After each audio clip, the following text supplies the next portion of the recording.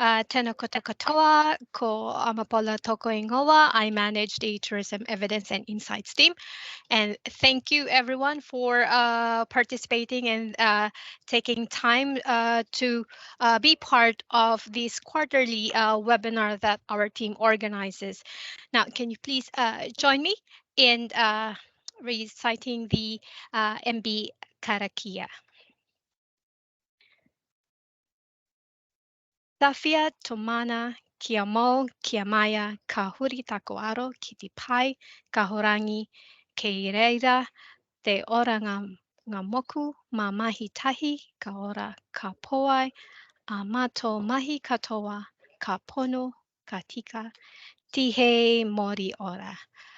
Welcome everyone, and today we have organized a few speakers to give us an update on what's happening in the tourism data space. I won't delay any further. Now I hand you over to Trang for some welcoming remarks.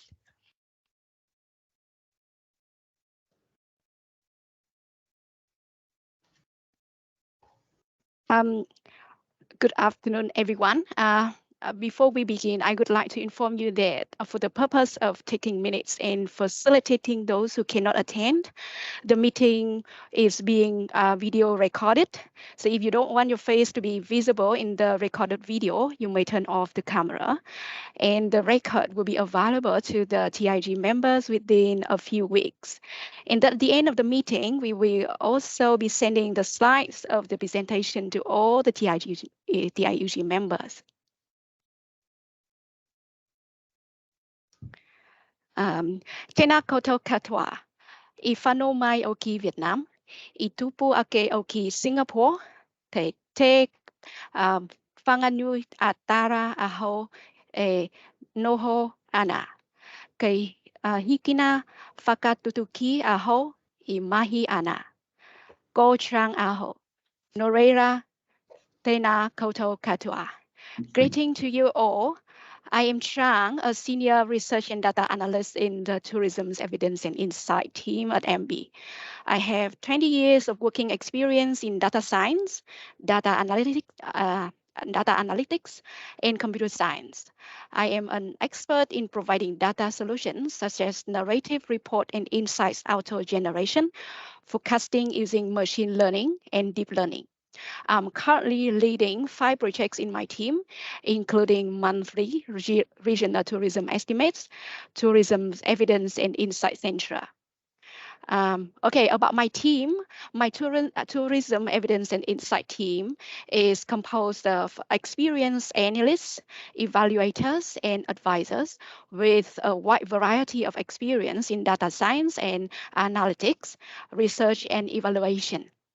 We deliver insights, research, and evaluation to the tourism minister, MBIE policy, government tourism organizations, and tourism enterprises to enable evidence and informed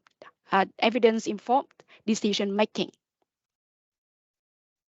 Okay, so our meeting today, we will have a few items to discuss. The first item we have already gone through, and the next item, Steve and Kerry from as a TDLD chairs will be providing our update on the tourism data leadership group.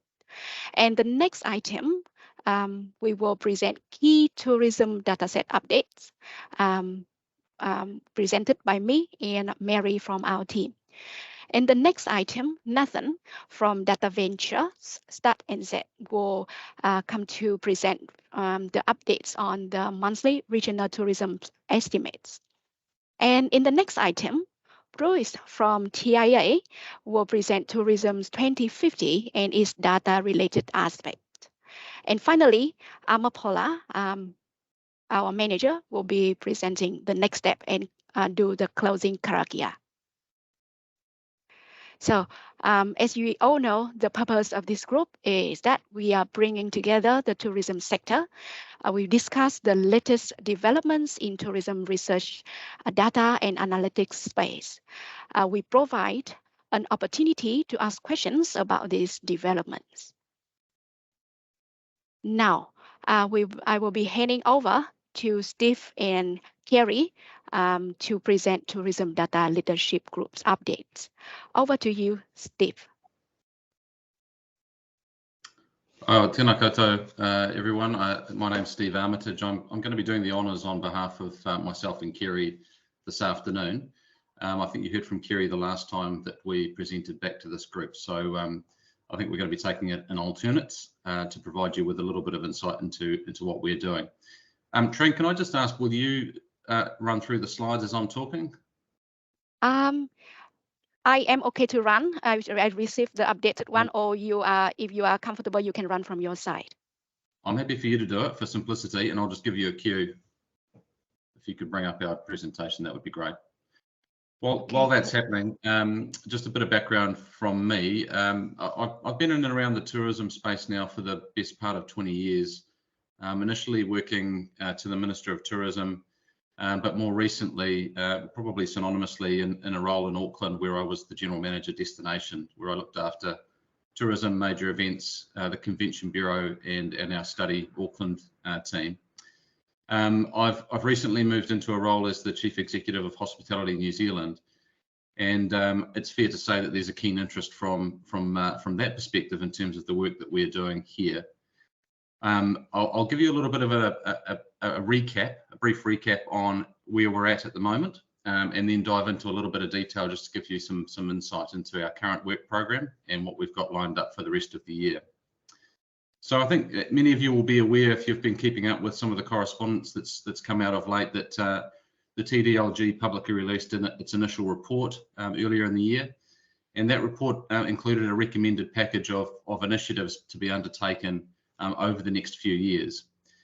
We put that out to engagement and to seek feedback, and collated all of that, and then the recommendations were finalised by the establishment TDLG, which Kerry and Chris Roberts co-chaired. There's been another reiteration, I suppose, of the TDLG, and that membership was confirmed earlier this year. In effect, the only change was that I've come in to replace Chris Roberts. But as you can see from on the screen there, we have a great mix of capability, including some strong academic contributors, as well as some seasoned pros. Graham and David won't mind me saying that about them in the tourism space, and some really young up-and-comers who've got some very interesting perspectives and insights to share from their side of things. So I feel like we've got a really strong blend, and we're starting to knit together quite strongly as the second iteration of the TDLG comes together. What we've really been wanting to focus on in these last couple of months is move away from the establishment side of things and move more directly into implementation. And I think there'll be keen interest in how this starts to play out, because in effect, the prioritisation work needs to happen, and that will also include how we go about allocating funding. I think it's important to be very clear that our primary aim here is to make sure that we have a fit-for-purpose data system that supports better and informed decision making. That's ultimately what we're striving for, and we want to make sure that that's got strong buy-in as we work our way towards achieving that aim. We're extremely eager to make headway on your behalf, and there's no shortage of motivation from within the group. We feel, I would like to say it's gentle pressure, but we also feel it from our side. We've been exposed to this disparate nature of data and statistics for some time now, and the fact that we're getting around the table now and starting to resolve it is something that's fantastic from my perspective, but we certainly know that we can't do this quick enough to appease everybody's needs. So I just wanted to be very clear that we're not purposely taking any more time than we need to. We're wanting to make this work, and we want to do it quickly, but we're also uncovering quite a lot of data that is actually being captured in a few pockets around the place, and trying to knit that together so that we're reducing duplication as we go. So it's not straightforward. That's not designed to be an excuse by any stretch. It's simply the reality of what we're faced with. And having the opportunity to interface with you like this, and hopefully through other forums as well, will mean that we're trying to be a little bit more transparent about how we're approaching this work. We certainly don't have a magic wand, but we want to make sure that we're making progress, and I feel like we're on that right track now. If I could go to the next slide, please. The most important thing for the TDLG at this point is just having time together. We all have day jobs as well, and it's very easy to come to discussion points as a group and find ourselves discussing things that have been previously agreed, and we run the risk of relitigating decisions that have already been taken. We're trying to be really disciplined about how we step through this next phase of work to ensure that we're remaining on track and doing good work on your behalf. To that end, we've got a 2-day workshop coming up next week, which will be the first time that we've spent a concentrated period of time together as a group to really dive into some of the key issues. And what we are wanting to do here is to focus on what you're seeing on the slide deck there. But if I can go to the next slide. We're starting to sort of aggregate and congregate our activity around four key PO, which is effectively guiding our work program. This is in development, so I wouldn't take this as a final product. We will start to refine this over the coming weeks and want to share this with you so that you've got some good visibility of how we're putting our activities together. What we're looking to do here is have representatives from across the TDLG sit across each of the PO so that we're able to make progress against each of them in parallel. We're not just focusing on one at a time, we're trying to incrementally make progress across all 4 of the PO. Somebody might have their mic on. If I could just ask them to mute that, please. Right, I mean, I don't think. Thank you. You'll see on the right-hand side that we have an overarching principle, which is what is good for Māori is good for all. Ma Māori moke toa, moke katoa. That's been a really strong guiding light for us, and I'm delighted that Kerry keeps pulling us back to this place as we're starting to build our work program. We think it's a very strong principle for us to retain and sits across all of the work that we're doing. And it's not. It just means that we're trying to be very inclusive in terms of our approach to data capture, and I think that's at all levels. It's not just about delivering for Māori. It's about taking a holistic approach to how we're serving communities in their totality. What we're wanting to achieve from next week is also move towards outlining a refreshed. Move to delivering on some of the requirements that are outlined in the refreshed TDLG terms of reference, which some of you may have seen. This includes developing a data roadmap, a prioritisation framework, which we'll be very keen to share with you, and as I mentioned before, our approach to investment. We're really wanting to start to move forward with this because these tools will enable the development of our strategic business plan, which you will have seen referenced on the previous slide. We're hoping to have out and visible to people early next year. We're purposefully taking a staged approach to how we work through this, in part because we're a little bit mindful of the upcoming election. Like every other part of the economy at the moment, we're sort of in a bit of a wait and see pattern to see where the work that we're undertaking might land post-election. It doesn't mean that we are not continuing to work purposefully. As I say, we're meeting next week. But we are very keen to understand once the new government is established, how this work sits with their program once we get good line of sight of their tourism priorities. In the interim and for the remainder of this year, we've decided to focus on a number of near-term key objectives from the initial report. If you could go to the next slide, please. So I'd say here that in a general sense, we're trying to be a little bit closer to the regions.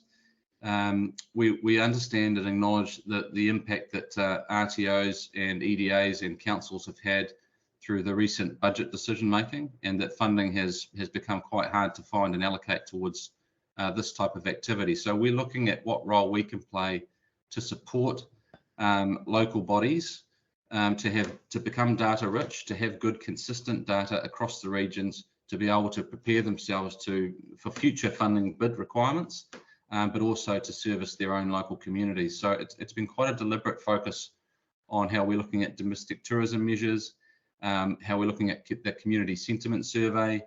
We're wanting to look at how we can boost the sample to allow for more reliable regional level results to be reported than are currently being undertaken. As I say, the overarching principle around and around how we're approaching the Māori space means that we're looking at how we can identify Māori tourism business needs, and there's some significant work already underway in that regard, being led by Wiramu from our group, along with support from Kiri. Additionally, we're looking to identify and time financial contributions from the sector. We need to have a sustainable funding model, although we've got funding available for the time being. That's not something that we're anticipating will be topped up. I guess the proof will be in the pudding to see whether we can ensure that there's some ongoing funding, but we'll also be able to need to demonstrate to decision makers, whatever political persuasion, that there's good, strong buy-in from the sector for the work that we end up developing here. So that'll be part of our ongoing conversations with the group as well. As I said at the outset, we're trying very hard to balance speed with ensuring that we're investing wisely and that we're securing value. And I'm personally very keen to make sure we increase our engagement. And I don't want you to feel like you can't contact us outside of this type of cycle. I acknowledge Jackie Lloyd on the call here, who's already communicated with us from a cruise perspective. I had a good conversation with Elaine from the Events Association, who's also on the call, I see, about her communicating with us. So if there are questions or substantive comments that you want to raise, we might not have time to cover today, I encourage you to reach out to us through the MB Secretariat, and we can make sure that we're coming back to you with responses as appropriate. I do just want to acknowledge the MB team. We've been very fortunate to have Amapola and Kay as our primary contact points. Kay is in effect a dedicated resource for us and provides very strong secretariat support, and certainly does a very good job of corralling our group and keeping us focused.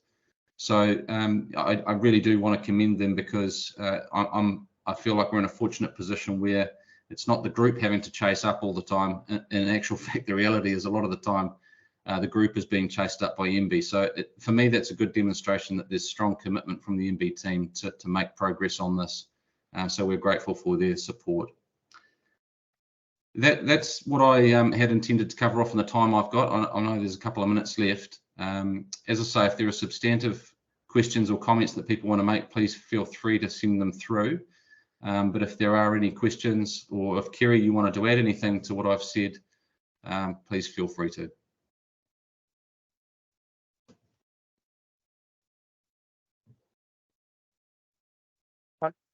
Kia ora mai tātou katoa. I don't have anything substantive to add, but if there's any questions, I'm here till the end of the session. Thanks, Kiri.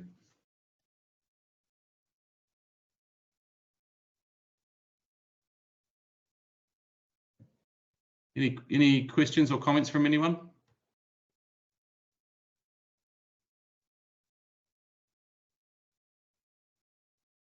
As I say, I'll just, in wrapping up then, you should expect to see a bit more regular communication from us as we work through this next stage of things. And please do feel free to reach out. I'm sure we can provide our contact details directly. I'm happy for you to have my email address if you want to contact me directly. Drang, you might be able to send that out in a further email. Yep. If you have any questions, please do not hesitate to put in the chat window as well.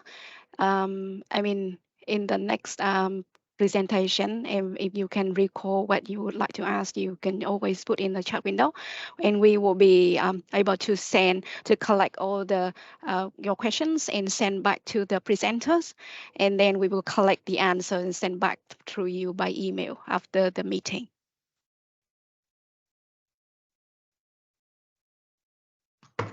That's great. Thank you so much. Thank you very much, Steve and Kiri. Yes, so the next item we are going to discuss in this meeting is the key dataset updates from tourism. So this item will be presented to you by me and Mary, who is also in our team. So as you may know that we have different tourism data sets. We have annual release data set, quarterly release data sets, and monthly release data sets. And for annual release data sets, we have tourism satellite account, TSA, which is released annually. And the last release was on the 19th of December last year for the year ended March 2022. And in terms of quarterly release data sets, we have International Visitor Surveys, IVS, and the last release was on the 4th of September for the June quarter 2023. For the monthly released data sets, we have multiple of them. The first one would be monthly regional tourism estimates, MRTEs. Next one will be accommodation data program, IDP, tourism electronic card transactions, TECTs, and international travel, IT. And also MERPs, monthly unique regional population estimate. So in terms of MRTEs, a few updates would be START and Z Data Ventures is appointed to supply the MRTE data to us. And on the 9th of August, a methodology meeting was organized. And the methodology is currently being developed. And we plan to provide the MRTEs data toward the end of the year. And more update on the MRTEs will be presented in the next presentation. For IDP, the latest data set update was on the 7th of September. And similarly for the TECT. And for the international travel, the latest update was on the 12th of September. Okay, so for the MERPs, for the background information for you is that this is an experimental monthly data series. And we intended to provide 12 months estimate of this data. And it started, we started to provide the MERP data from August 2022. And however, from January 2023 onward, unusual changes and inconsistencies was found in the MERP data, causing a temporary halt of MERP data releases between February and June 2023. But fortunately, the errors have been fixed by our data provider, as we noted in July 2023 data release. And we resumed the MERP data releases from July 2023. So now for your information, after the October release, we plan to pause the MERP data releases and start a review process. So this review process is expected to be 6 to 8 months. And in this review, we will assess the data quality and its robustness. We will engage with the stakeholders in seek feedback on the 12-month series, and we will collect information to evaluate how stakeholders are using the data and what you use the data for, and any extra dimensions to include in the future. Meanwhile, historical MERP data from January 2019 to August 2023 will remain available for access and can be downloaded from our Tourism's Evidence and Insight Center. Now, it's time for us to give you a little bit of insights and some of our key data set, which is IDP, TECT, and IVS. So regarding IDP, nationwide core tourism accommodation providers in July 2023 hosted 2.8 million guest nights. And domestic guest night totaled 2 million, which is about 71% of the total guest nights. International guest nights total about 0.8 million, which is about 29% of the total guest night. So in relation to 2022 and pre-COVID levels, total guest night in July 2023 was up 11% compared to last year and up 4% compared to pre-COVID levels. In terms of domestic guest nights, this was down 4% compared to last year, but up 16% compared to pre-COVID. In terms of international guest night, this was up 83% from last year, but down 17% from pre-COVID. So the following charts you've seen on the screen show the guest night futures of 7 months from January to July 2023 in relation to pre-COVID levels. So as you can see on the left is a total guest night. The total guest night is actually accelerating, and it reached the pre-COVID level. So in terms of the domestic guest night, as you can see on the top right chart, it is still above the pre-COVID levels, but it is decelerating at the moment, as we can see. And in terms of international guest nights, it is still lower than the pre-COVID levels, but as you can see that it is accelerating and it is approaching the pre-COVID levels. Now, looking at the electronic card transactions in tourism, as you can see, the tax spend in domestic is down 2% from last year and up 26% from pre-COVID. And if you can see from the chart on the right side, you see it is accelerating and it is above the pre-COVID. Now, in terms of the tourism electronic card transaction for international spend, you are going to see a strong acceleration, as you can see on from the chart on the right side. So the international card spend is up 36% on last year and up 23% on pre-COVID. Now, if we're looking at the MERPs, the monthly update regional population estimates July 2023, you can see that the domestic visitors volume was up 22% compared to pre-COVID and down 8% compared to last year. International visitor volume in July 2023 was down 4% compared to pre-COVID, but up 150% compared to last year. Now, I will be handing over to Mary to present IVS figures. Over to you, Mary.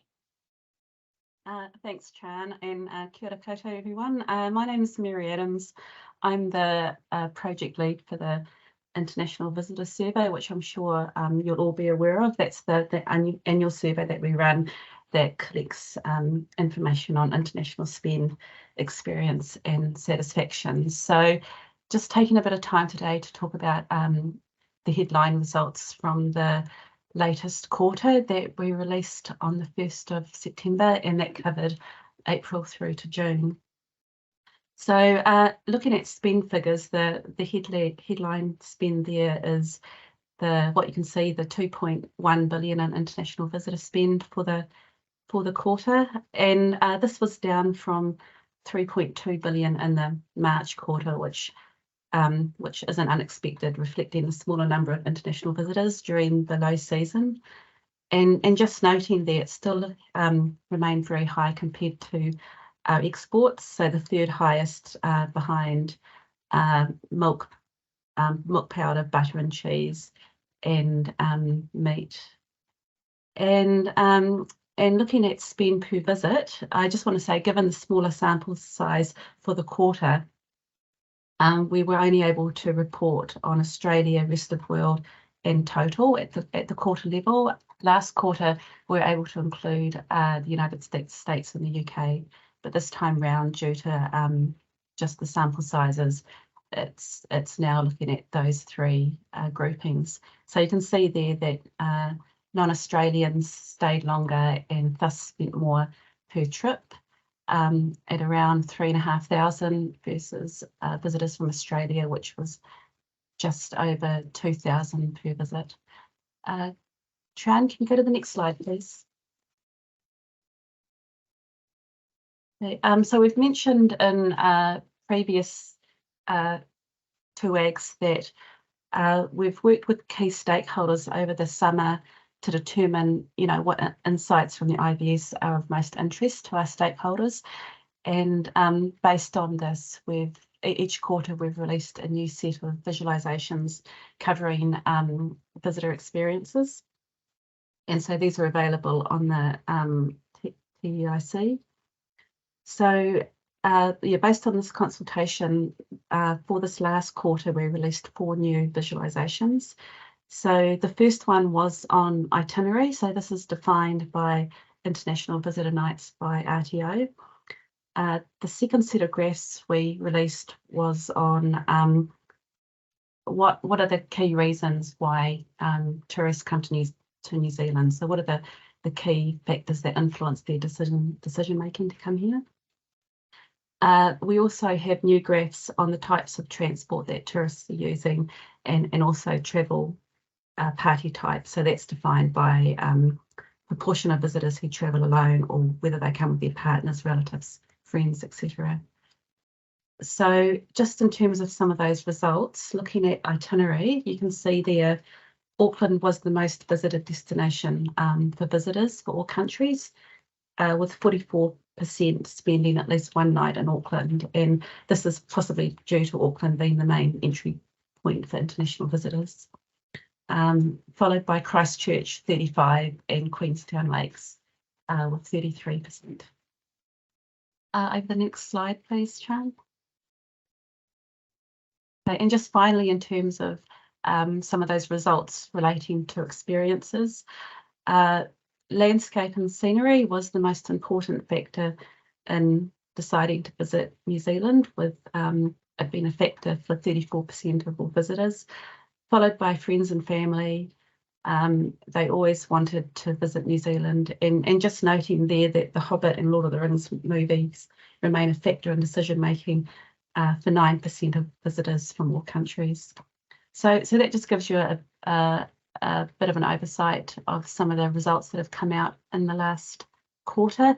There's a lot more information both on the TEIC and also microdata is available on the MB website as well. And this is just a heads up that for the next release on the 4th of December 2023, for this release and for the first time since May 2020, so prior to COVID, we're going to move to releasing rolling annual data. So IVS results will be released for the previous 4 quarters at that time. So it will include December quarter 2022 and then the March, June and September quarters 2023. So since the relaunch a year ago, we've obviously only been able to release quarter by quarter data, but now that the survey's been running for over a year since the borders opened, we're now able to move back into our annual reporting. So that's everything I had on the IVS. As I said, there's a lot more information available on the TEIC. Back to Tram. Thank you, Mary. Yep. So where you can get all the latest tourism dataset updates. Here's the list that we prepared for you. So this slide will be sending over to you once the meeting is end. So you can check from those links to go to the corresponding sites. Now, you have any questions regarding the datasets that we present?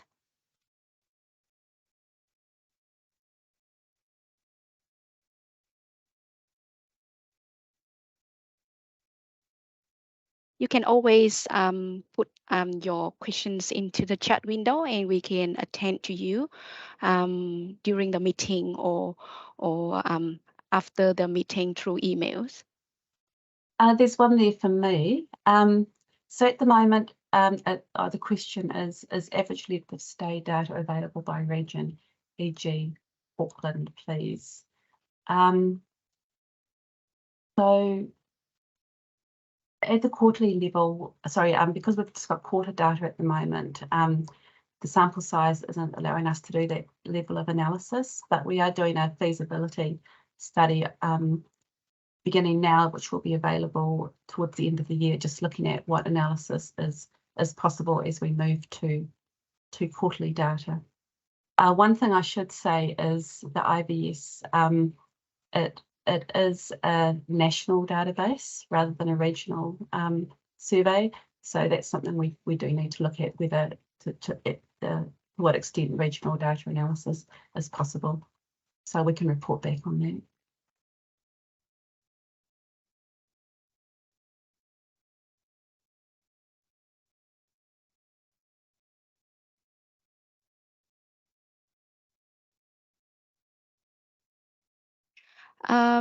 Yes, I also have a question.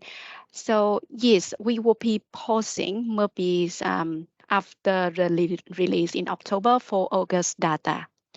And the reason why, I explained earlier in the slide, that this meant to be an experimental data sets. We intended to provide 12 months of this,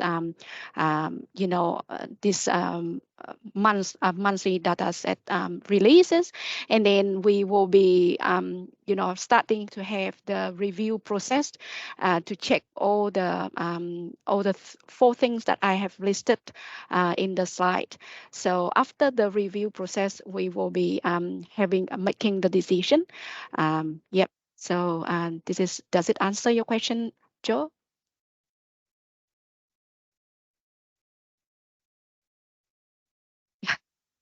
Yes, so actually, the reason why, because it is due to the error that we had. It takes quite a while for us for the data provider to resolve the issues. So we just have the data back starting to release, to resume in July 2023, and we will be the last one will be on the I think in October. So after that, we will be reviewing to see whether it still fit the purpose and to see whether the data is still robust. Yeah. Yep. Mapola, you want to add anything? Yep. Yeah, so I also would like to add. So at this stage, while we are pausing, not necessarily stopping the production and the publication of MERPs data, it was really intended as an experimental series for a number of things.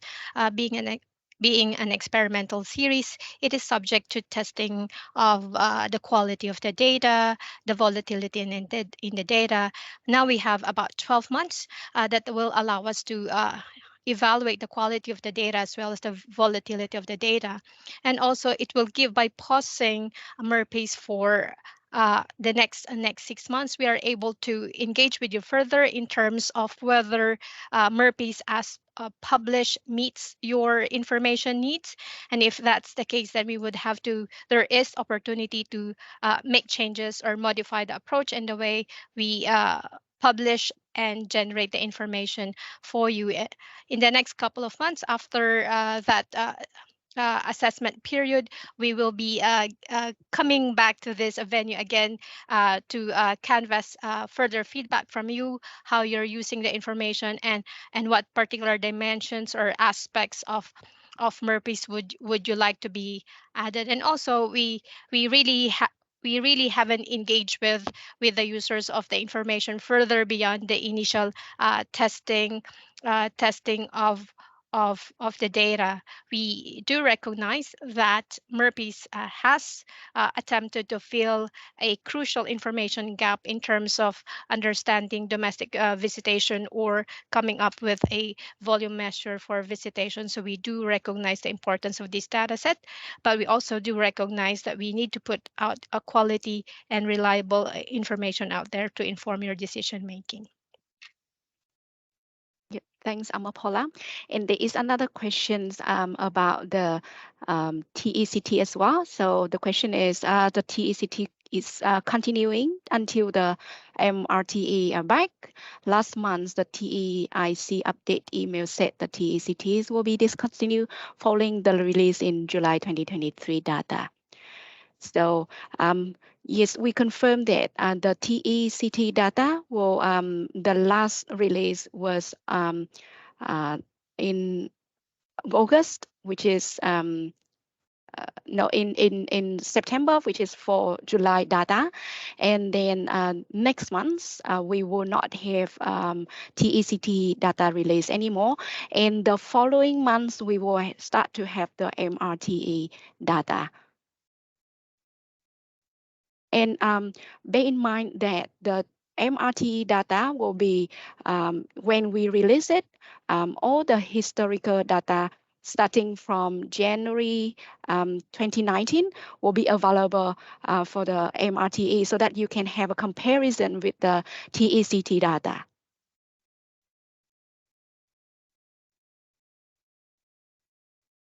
So does it answer your question, Lisa? Yep. Yep. And then another question would be, will it be paused starting from October and 6 months from that?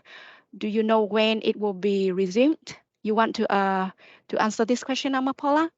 I have provided a response on the chat, so as we will be able to provide you with an update as to the outcome of that assessment and the future of MERPs next year. So we will have quite a bit of not just stakeholder alert, but engagement with you or as users of that information to let us know how we might be able to improve that particular data series. And if there is actually, we're really looking to hear how was your experience in terms of using the data, because it will help us engage with our provider in terms of how best to tailor suit the methodology or adjust the methodology to meet your information needs.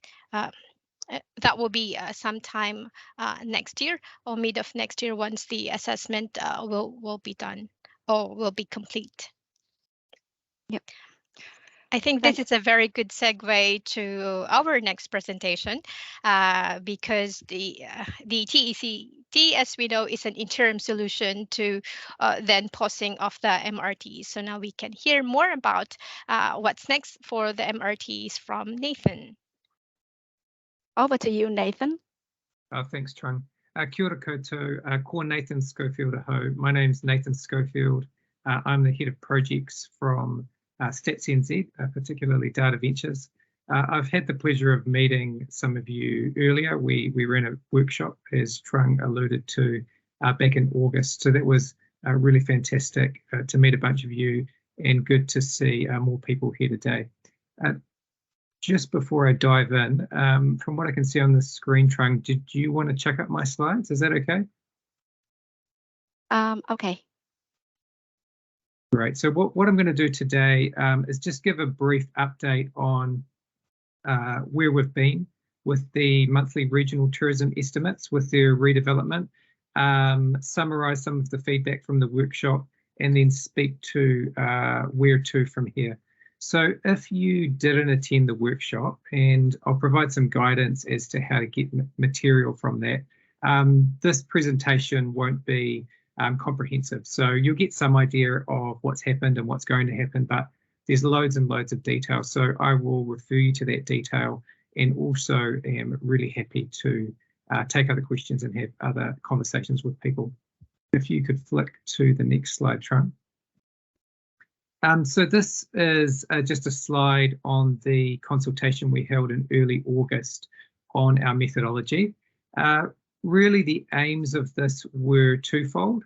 So firstly, to be transparent with methodology. And so there are going to be some necessary methodological changes. And there is also opportunities for probably what I'd call a feature development to effectively get more out of the data. So transparency was a first aim in that. And the second was to really meet and talk to some of the data users and gather feedback and gather ideas. So what you see on the screen there, you're not supposed to be able to read all of those words, but that's just a screenshot of one of the exercises that we held. So we're asking people how they've used the monthly regional tourism estimates in the past, what problems or questions were, and what new features they might want in the future. And it was really, really valuable. Particularly at the end of the session, we had a bit of Q&A, back and forth conversation with people. and we were able to, I guess, consolidate some of the key problems and some of the really neat ideas about extra value we can get from the data. So what we've done in the meantime, we're obviously at this stage, we're working on the rebuild of the monthly regional tourism estimates, but we've taken this feedback really seriously. So, for instance, for what you see on the screen there, we've kind of gone through line by line to see how we would respond to each of those points.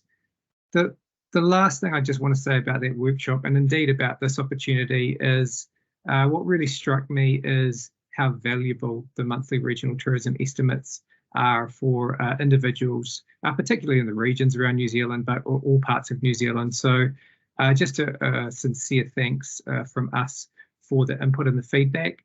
And indeed, following that, I've had several conversations. So you can email and contact me, and I've met up with some people, and that's been really fruitful.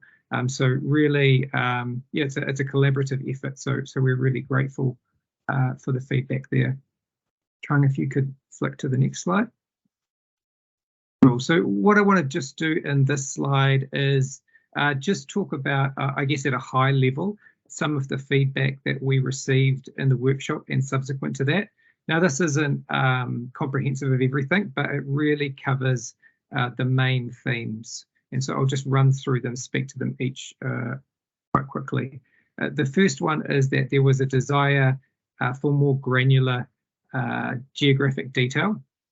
So for those of you who have used the MRTEs in the past, you'll be aware that there's a number of data sets or visualizations you can access, some annual and some monthly, and there are different geographic kind of variables in each of those. So long story short, people would see really valuably the ability to access territorial authority on a monthly basis. There's some nuances and details to that, but that desire came through clearly. The second one is to have more intelligence on pre-travel spend and on online spend. So effectively, those are accounted for in the MRTE methodology, but they use large assumptions to account for those. So that's a particular area of interest for people. The third one there is about how the data set is output. So you obviously see outputs in terms of spend, and you see the geographic breakdown of that. And in terms of the industries that people spend in, you see a product categorization. And so that's aggregated in a particular way. And really what we got from the workshop, and we've had some follow-up conversations, is there could be a more useful way to aggregate that, which would be valuable to people in the tourism sector. So technically that's possible. So it's one of the things that is on the list for us to do. The fourth one there is, and this really for me speaks to some of the potential that's in this transactional data that we're using. The fourth one there is about arranging the data in different ways or in different aggregations to get more insights out of it. So at the moment, when you access the data, you know, you'll look usually at a particular geography and product category and period of time. But there are other ways that the data can be arranged which are really, really useful. So for instance, we could see the itinerary of people. So I don't know, what is the flow of people who fly into Auckland, Rotorua, and then Queenstown and out of New Zealand, and how much they're spending and what product categories from what countries, and all the other combinations of itinerary. So there's lots of different ways that we could aggregate that data. The last one there is a bit of a catch-all. So particularly some people who have been around this data for a long time will know that there are some tricky data problems. So trying to disentangle business spending from personal spending, thinking about commuter locations. So effectively we remove what we identify as commuter spending from the data, but people have pointed out, well, that could be touristic. I live in Upper Hutt, you know, go into Wellington for work. I could also go in for an event. Is that tourism or not? There are other tricky data problems around events and where the transactions take place. And there's a last one there about foreign card holders when they're in the country, but they're actually living. So that is kind of really, as I said, a bit of a summary about some of those problems and opportunities with the monthly tourism regional estimates. Trying if I could get you to flip to the next slide.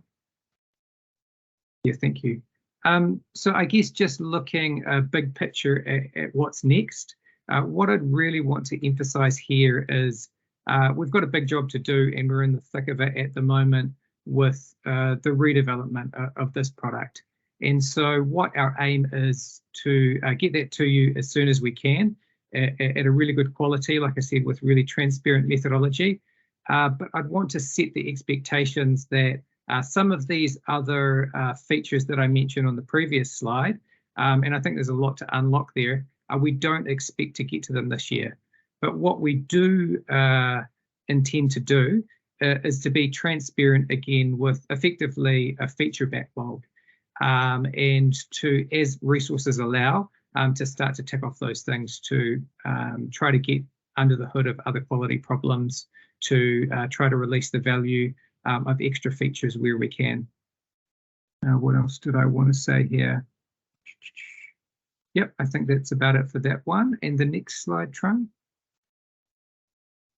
Yeah, great. So when you get these slides after this workshop, that screenshot there, it's actually a hyperlink to the consultation that Trung mentioned.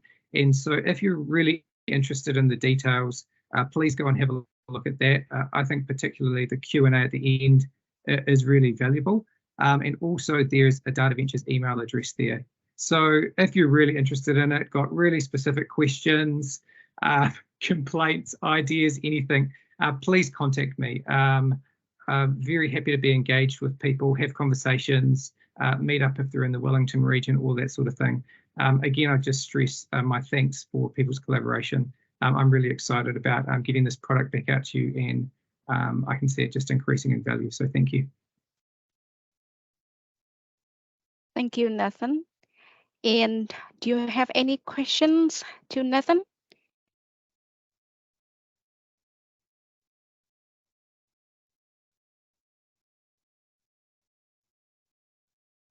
Chang, there's a couple of questions posted on the chat panel. For the MRTs, will we be able to report regional or total spend again, domestic plus international? Or and as we could not do this with the TECTs. Yep. Did you want me to answer that, Trung? Yeah. Yeah, I can go for it, Nathan. So for the MRTA, so for the TECT, last time we could not do this to, for example, we add the domestic and international figures together because each of these domestic and international figures will be representing different, portion and different measures in the spending, and this need to be weighted before we can actually add and to become the total. But for MRTA, this is the actual estimate of the spending. So it means that in the future, you would be able to add the domestic and the international figures together. Do you want to add in anything, Nathan? No, that makes sense. I think if I'm understanding that question number 1 correctly, comparing the outputs to the TECTs, the best way to understand what we're going to deliver to you in terms of the output and what that looks like is if you go back and you look at what's already available on MBIE's website for the MRTEs. So expect to have a similar looking product. The totals will add up, as Trung said. Expect to have a similar looking product to the MRTEs as they were last time. We will have documentation as to any change methodologies, and then we'll speak to what might be able to be improved in the future.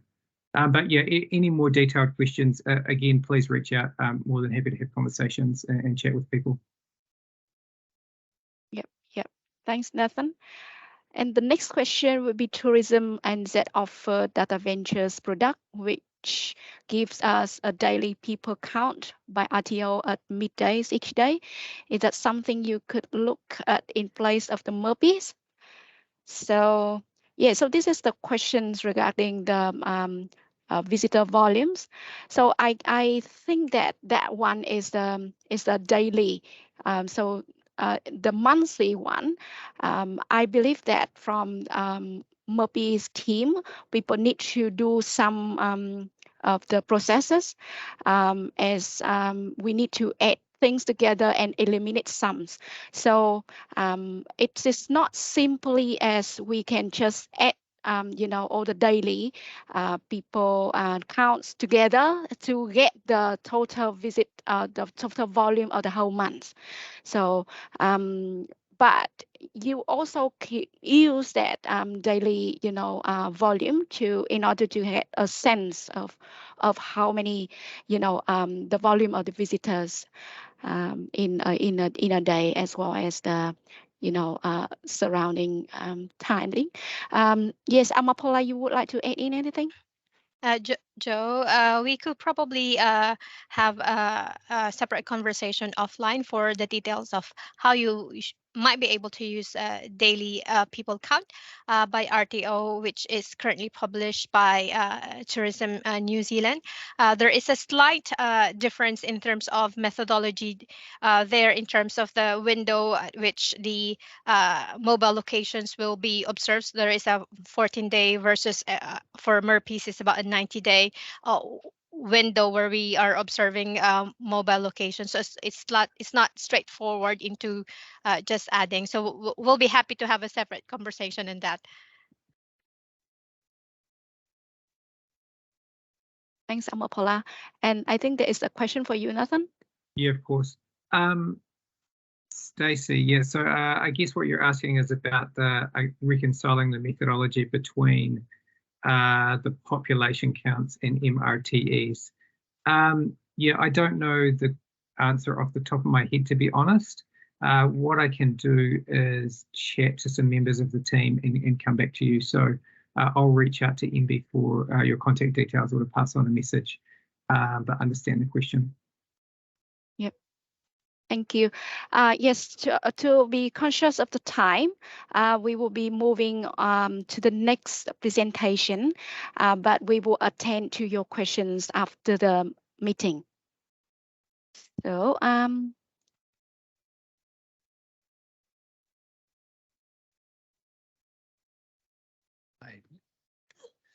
just bring up, looking at my presentation. Yep. So the next presentation will be Bruce from TIA. Bruce will be presenting Tourism 2050. So over to you, Bruce. Okay.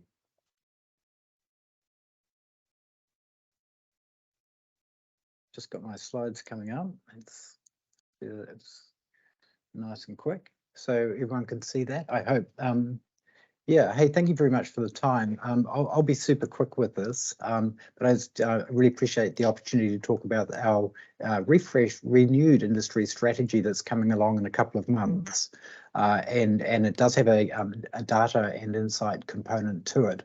So it's really, really nice to be able to give visibility to you at our thinking at this stage. Firstly, we've got a strategic framework that has been operated by Tourism Industry Aotearoa going back to 2014, and we've done a couple of refreshes of that over the years. And now in the post-COVID environment, we're looking at putting the horizon out to 2050 and making it a blueprint for how we as the industry can get there.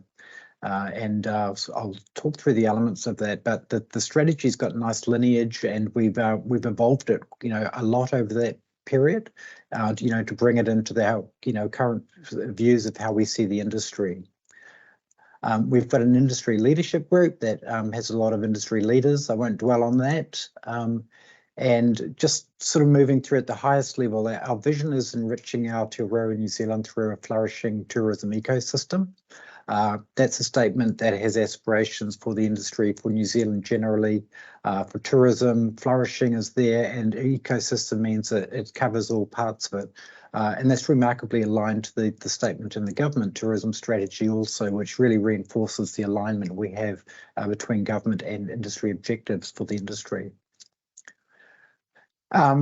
when we're sort of looking at what we want to do with this exercise, one is writing the trends. There are a bunch of global trends, aviation growth and carbon and climate change and all those things that need to be taken into account. And they're going to be major factors over the next 25 years out to 2050 or so.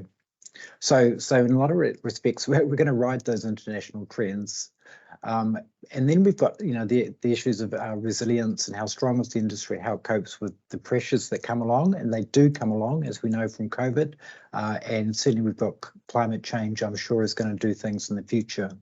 So getting down to the third point, it's very much about how we manage the tourism system to enable it to be the industry that we want it to be. So very much the key thing out of this strategy work for us, it's very much around that third point, is about how we manage industry. What do we do to enable us so that we can manage it? And then if we can, what do we do to manage it? I've got this slide here because, just to really highlight the complexity of the industry and all the different aspects of it that require decision making, requires work done on it. And I raise this in this context because each of these can be supported and need to be supported by data. It's a many and complex environment when looking at the information needed to support the industry. So a little bit about the industry we aspire to: prosperous, in sync with New Zealanders. Social license is really important. We want a positive relationship with nature. We want the visitors to have the best experiences. We want to ensure Maori culture is a key value add for the industry as a whole. And that we're a self-reliant, cohesive industry, so that we're working together in partnership, collaboration in all sorts of ways. So that's, within that there are a lot of sub layers, but that's at a general level, that's the sort of industry we're wanting to put out in front of us out to 2050, and as we work towards it.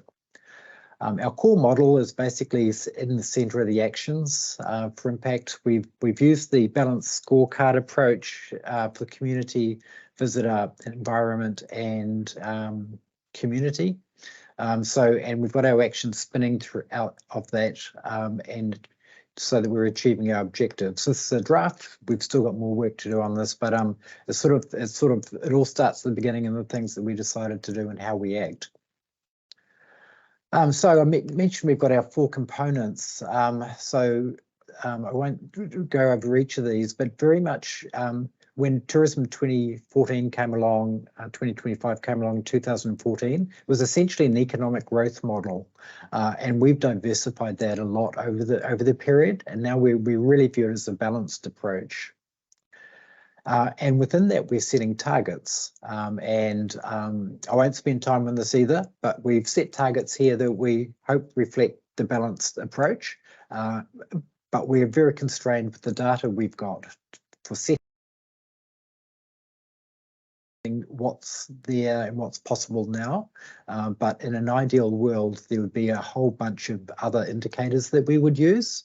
One of the really key things we're getting in our consultation with industry and feedback is around, why aren't we constructing a more ideal set of indicators for the future industry?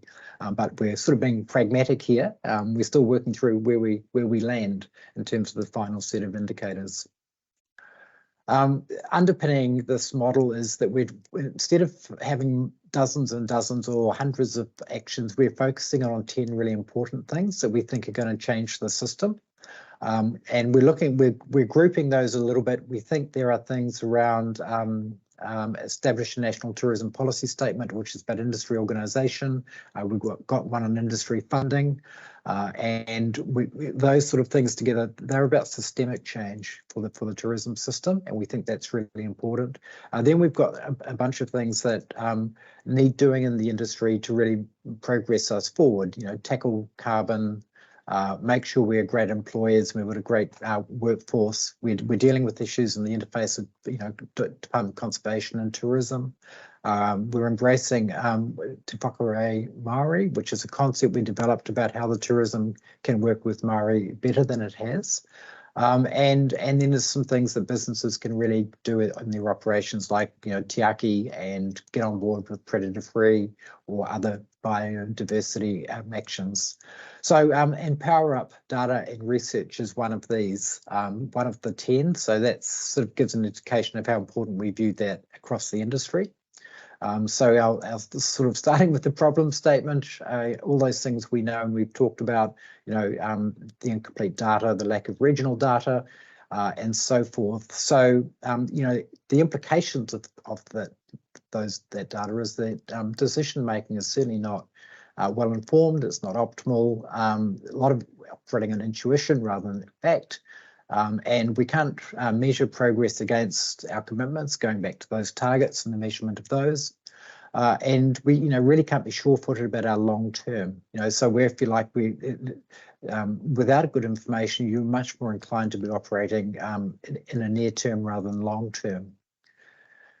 So, so the Power Up data of data and research, goes with the statement to ensure that the tourism industry is equipped with the data, research, analysis, and innovation processes that it needs so that it can develop on an informed basis across all areas in which it operates. So there's quite a bit in there, but that gives us certainly an indication of the sort of how we see the future needs over, if you like, over the long term. So in terms of actions, we're throwing a lot completely behind the Tourism Data Leadership Group. We think really enjoyed Steve's introduction earlier, gave a really good account of the work that's getting going and it's going to accelerate. We hope it is funded so it can do things, and that's a really, really key step. So we do see that as the platform for really driving the change on the data side and working with the MB team. Clearly, who are the custodians of a lot of it, but not necessarily all of it. So we've, there's a whole lot of work to be done there over time. So this action is about focusing in on that. And we've also looking at the science system and research and innovation processes as well. But I won't dwell on those too much. But certainly the data movement, the data leadership group is really, really key to that. So that's all I really wanted to cover, just rush through. So we're processing our consultation feedback at the moment, and we've got quite a bit of tidying up to do with the document, and we are looking at releasing in early November. So that will be coming out, and we're hoping to have, a lot of the development, the actions, more finely honed, and hopefully a lot of things agreed to before we actually go to release. So bearing in mind the time, I'll stop there, and thank you everybody for running over for the meeting to hear this component. So thanks very much.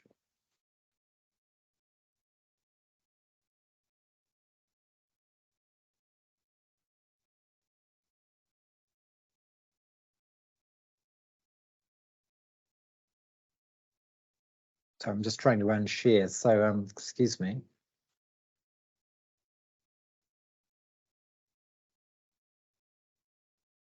That I'm having trouble with.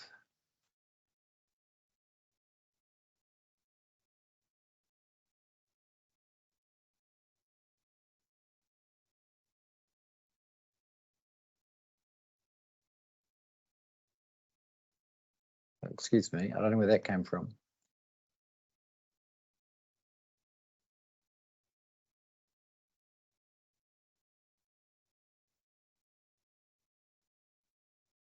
I do apologize. This is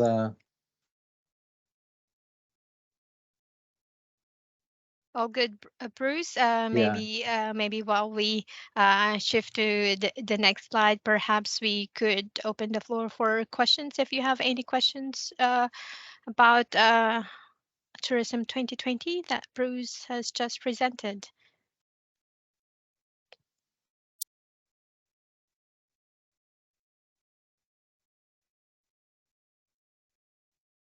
Ken, if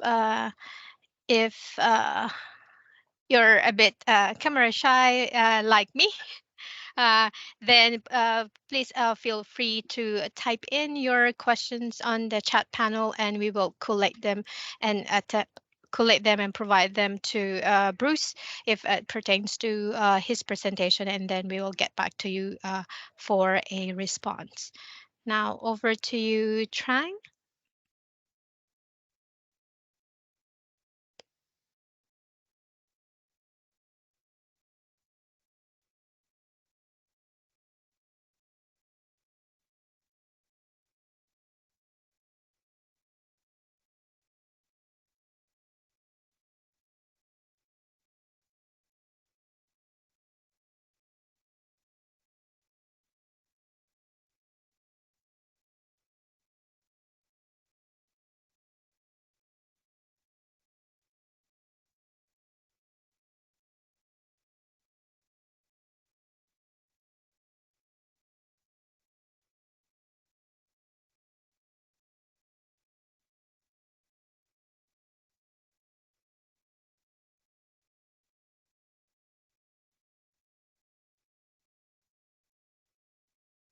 apologize for the technical issues.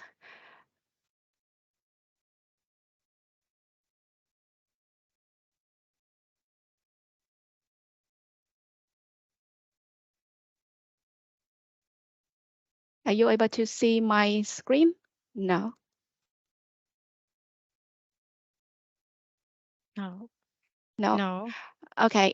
So if that's the case, we will be just briefly go to the next item, which is okay, the feedback. We will be sending you the feedback after the meeting.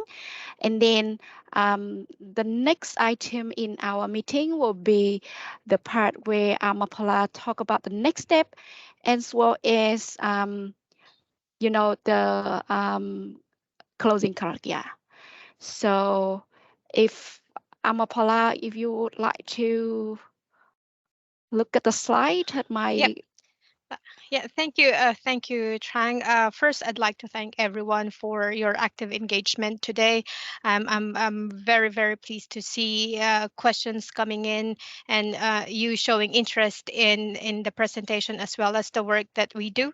But I also encourage you at the same time to continue your active participation in this webinar by providing us your feedback, what topics you'd like to see more of, and also please use this opportunity to share your wonderful mahi in the tourism data space.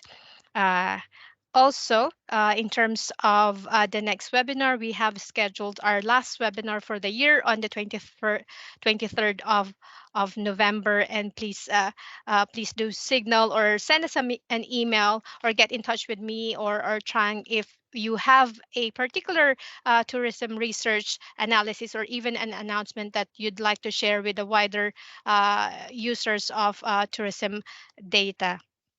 I think that's it from me. Last update would be we will be releasing the August monthly tourism statistics for spent accommodation and last data points for MERPs first week of October. So please watch that space. And now I encourage you to join me in this MB Karakia. Ka hiki te tapu kia watia ai tiara, kia turuki ai te o marama, hue taiki e.